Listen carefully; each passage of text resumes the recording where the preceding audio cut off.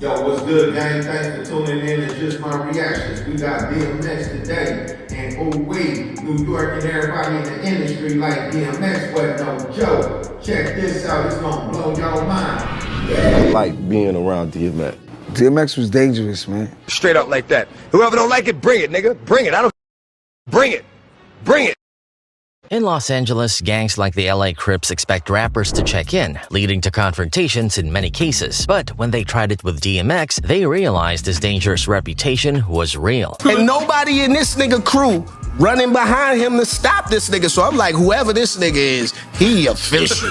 They ain't want no smoke with this nigga. Remember, this is DMX, the same aggressive and unpredictable guy that went to prison so many times it became a second home. But what was it like being around DMX?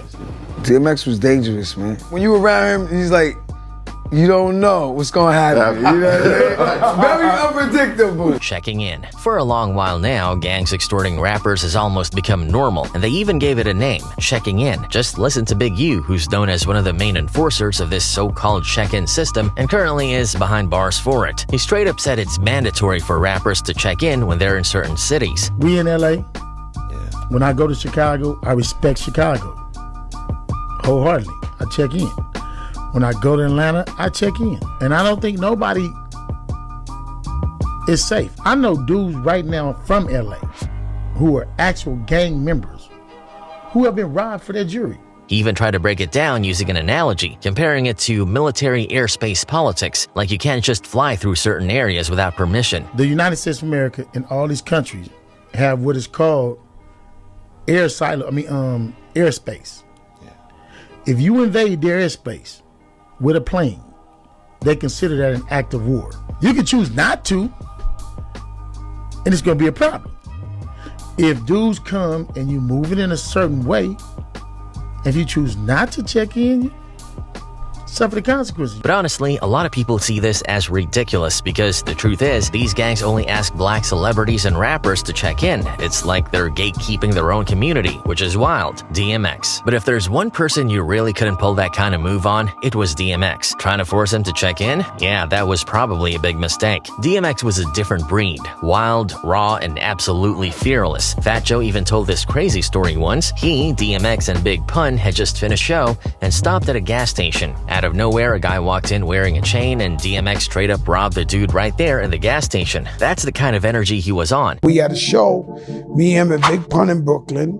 And after the show, we stopped at the gas station. Meanwhile, the whole crowd was just going, stop, shut him down, open up, chop, ho. Like DMX was crazy.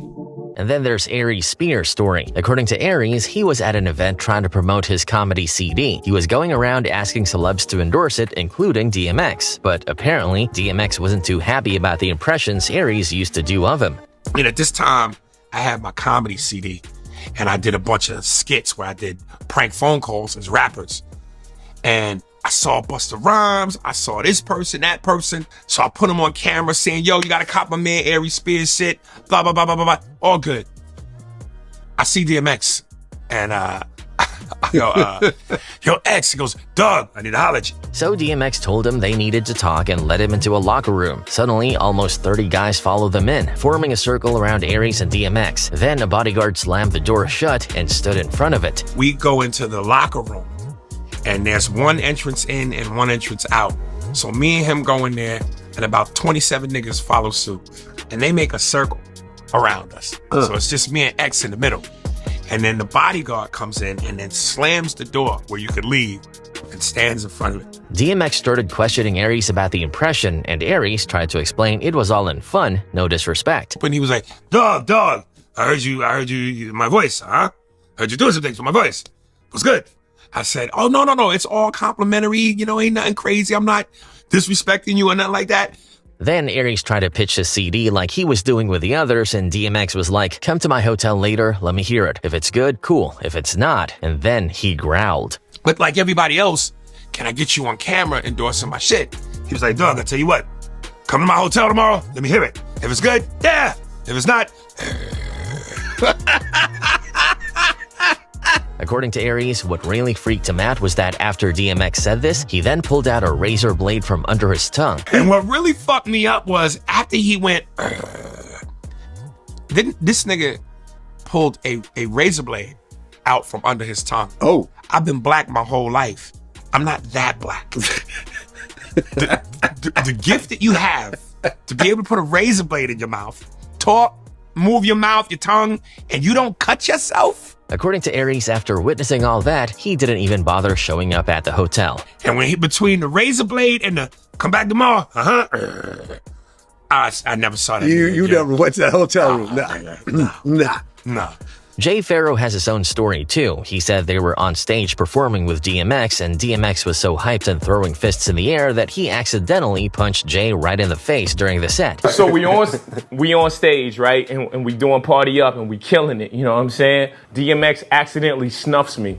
That's some real shit. I was like, wow, this nigga's knuckles is hard as a motherfucker. DMX accidentally. He accidentally snuffed me. How? Is he just going No, out look. like, 1, 2, now. He hit me. outside. I was like, God dang. Then there's the time DMX had rappers running for their lives. Memphis Bleek told a story about how Bad Boy Records were chilling on the beach in Miami. Mace rolled up on a scooter, and the moment DMX saw him, he started chasing Mace. And Bleek, who was seeing DMX for the first time, was shocked. Yo, get back here. Wait till I catch you, nigga. So, you know me, I'm in the back seat like, what happened between him and Mace? Like, who is this nigga? And nobody in this nigga crew running behind him to stop this nigga. So I'm like, whoever this nigga is, he official. They ain't want no smoke with this nigga. DMX versus Corrupt. DMX didn't fear anyone, and he definitely didn't have any respect for gangs, and that attitude carried over into his beef with Corrupt. Corrupt, a well-known rapper and member of the Crips, was managed by Big U, the top figure in the Rollin' 60s. Not even a rebirth. He's finna give you back what he always been. A beast on the mic. With the vocals that can't nobody touch.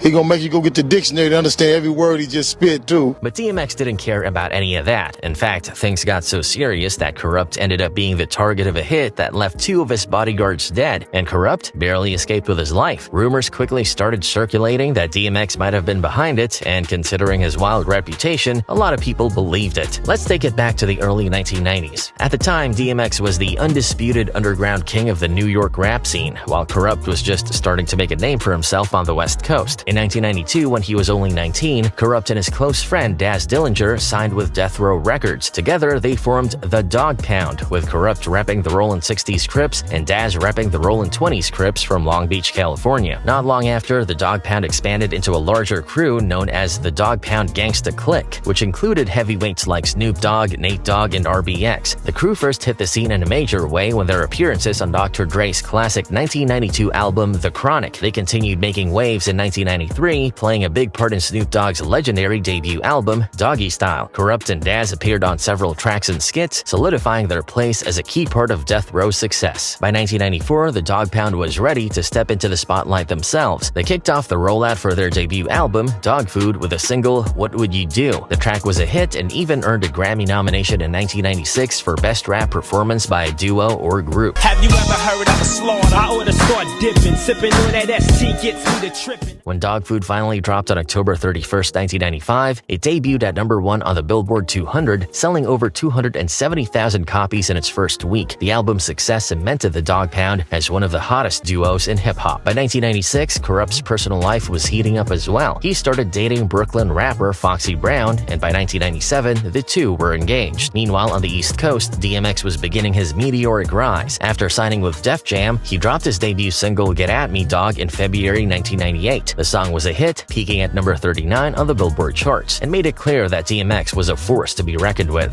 Don't know by now, then you slippin'. I'm on some bullshit that's got me jacking niggas flippin'. Let my man in them stay pretty. Later that year, DMX released his classic debut album, It's Dark and Hell is Hot, which took the rap game by storm and solidified his status as one of hip-hop's biggest stars, DMX and Foxy Brown. Things started to get messy in mid-1998 when rumors began circulating that DMX and Foxy Brown, Corrupt's fiancée at the time, were hooking up behind his back. According to Foxy Brown, Rough Riders member Eve was the one who spilled the tea to Corrupt, claiming that something was going on between between Foxy and DMX. This caused a rift between Foxy and Eve, with Foxy insisting that nothing serious happened and that DMX just had a crush on her. Foxy accused Eve of blowing things out of proportion and stirring the pot. I don't like Eve.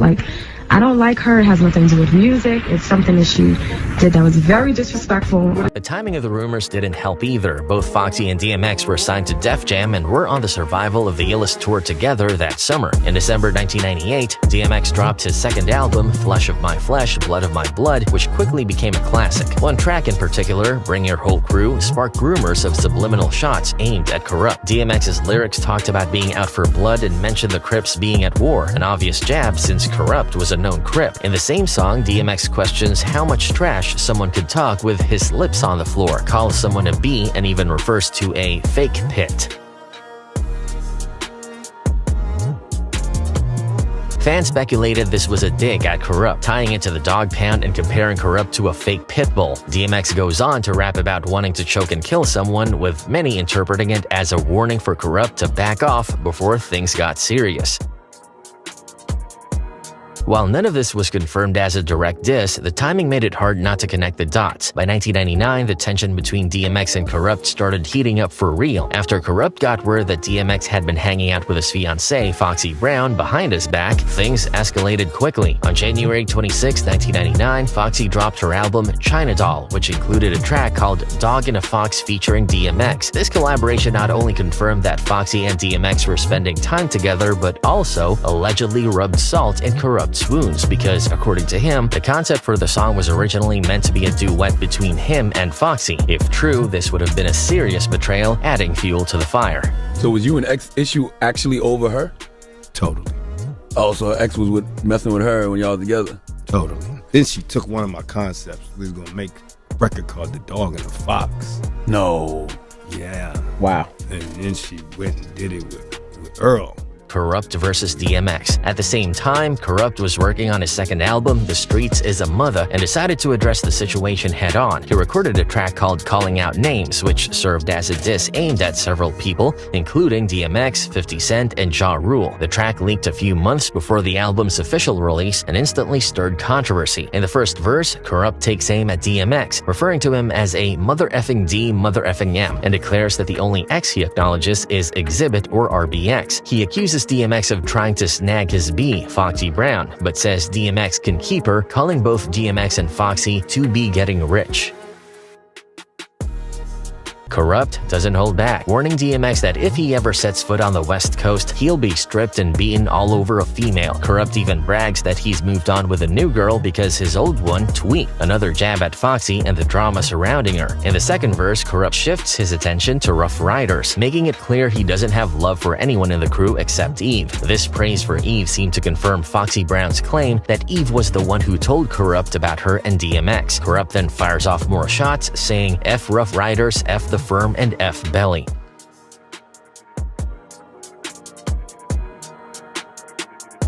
The Firm was the group Foxy was a part of, led by Nas, while Belly was the 1998 film starring DMX and Nas. Kurupt's disses were clearly aimed at DMX and Foxy, with Nas getting dragged into the mix after he publicly praised the DMX and Foxy situation in the XXL interview, even suggesting Foxy should have been with someone from New York. To top it off, Kurupt ends the track by mocking DMX's signature "Get at me, dog" line, mimicking DMX's delivery and sarcastically taunting him. On the original version of the track, Kurupt even mocks DMX right at the beginning. Not long after Kurupt dropped his diss track Calling Out Names, things took a dark turn. On October 17th, 1999, around 11:40 p.m., Kurupt was at Echo Sound Studios in Los Angeles, working on his album The Streets Is a Mother, when a shooting occurred. The incident left his bodyguard, Dwayne Dupree, dead from multiple gunshot wounds to the chest, and two other rappers, Willard Givers and Jevin Jones, injured with gunshot wounds to the calf and foot. Immediately, speculation started flying that DMX was somehow involved in the hit, considering the timing and Kurupt's recent